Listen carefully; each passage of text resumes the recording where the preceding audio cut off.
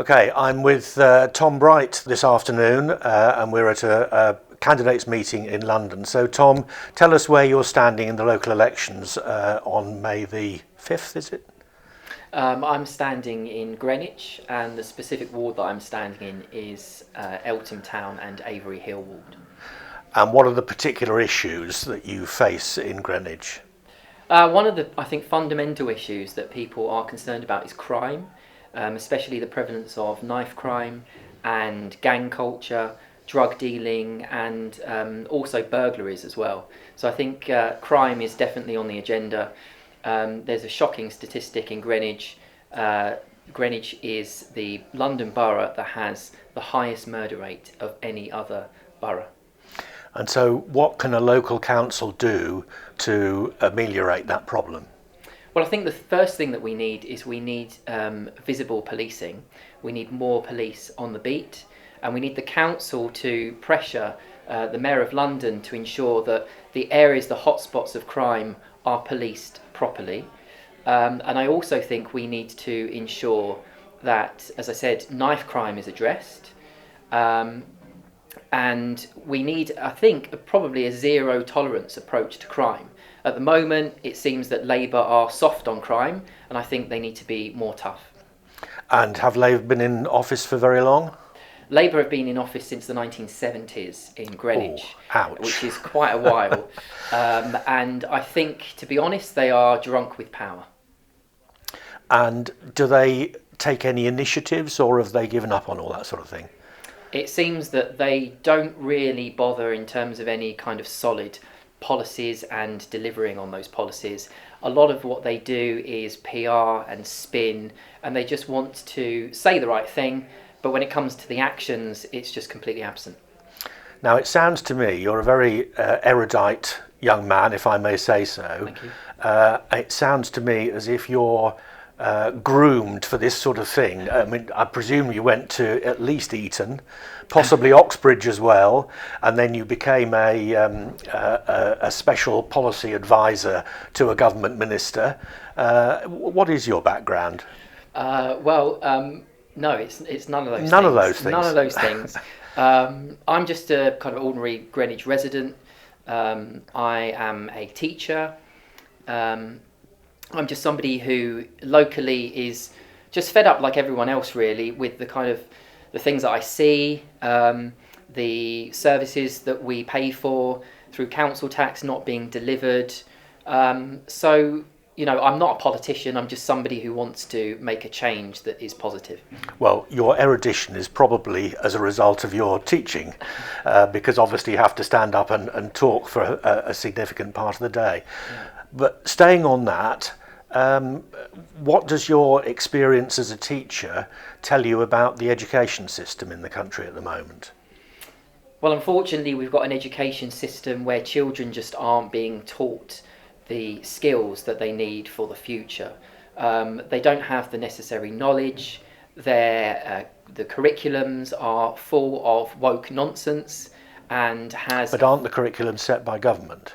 The national curriculum is set by government. Unfortunately, in Greenwich specifically, we have a lot of academy trusts, and they have complete autonomy over what they teach to children. And who runs the academies?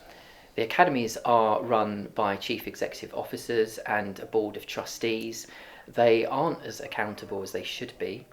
Who appoints the trustees then? The trustees are appointed within the Academy Trust.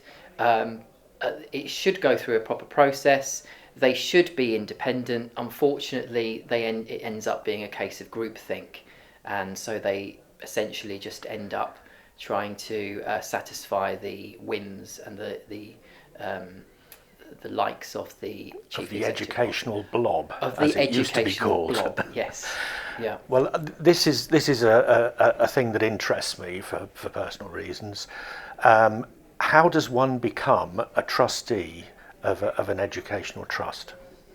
I think there's an application process that you have to go through, but again, a lot of these procedures and processes aren't particularly transparent, and that means that you essentially end up with mates being put into positions where they're trustees.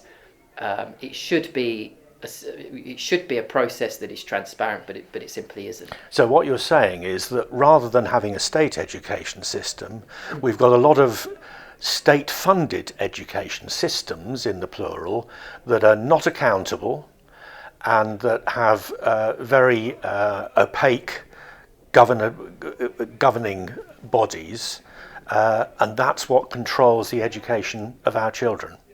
Yes, yeah, that's exactly what has happened. And I don't think that sounds very good for the children. It's not very good for the children because it means that these people, there's no accountability. They feel that they can do whatever they want to do, and that means that their personal views and their opinions and their politics feeds down into the curriculum. And unfortunately, that also means that, as you say, children lose out because they're not being taught the necessary skills that they need for the future. They're pretty much being groomed to believe certain things and to think a certain way. So I mean, I'm passionate I'm passionate about children and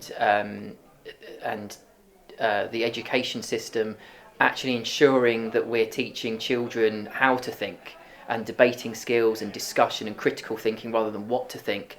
And I'm afraid that the latter is truer, or at least is the case today. Now, in local government, of course, there are the big issues, and we've been talking about one of them, but there's also the mundane stuff, like making sure that the bins are emptied at the appropriate time. How does Greenwich do on that front?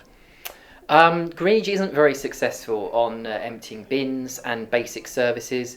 I know that recently, they've made cuts to street cleaning, for example, and a lot of residents have noticed that, the streets aren't cleaned, that there's litter on the streets, their bins aren't being collected regularly. Unfortunately, Greenwich Council come up with a whole list of what I consider to be excuses. We don't have enough HGV drivers, for example. Sorry, we didn't manage. We've got shortages due to COVID. And of course, all of these things really are excuses.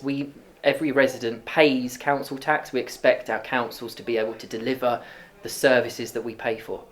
And yet, presumably, they have, even though they haven't managed to recruit HGV drivers, they may have managed to recruit what I would call bureaucrats in the council offices. Exactly, yeah. They're always advertising for bureaucratic roles at tens of thousands of pounds. That comes at an expense, really. Are there any other aspects of local governance in Greenwich that you want to draw to the attention of the electorate? I think just the fact that, as you referred to, they've been in power since 1970 in Greenwich, and I just feel that the Labour Party have become completely disconnected from residents and local people, and so really it's kind of it's a bit of a clique, and there's a certain degree of cronyism, and they're not really delivering for local residents. So they're not outward looking and responsive to the. They're to definitely the not populace. responsive. No, unfortunately, they will often not listen to the views of residents. In fact, I know that they do block residents on social media, and they will even say some quite rude things to residents in response to their concerns being raised. That sounds disturbing. It is disturbing, yeah.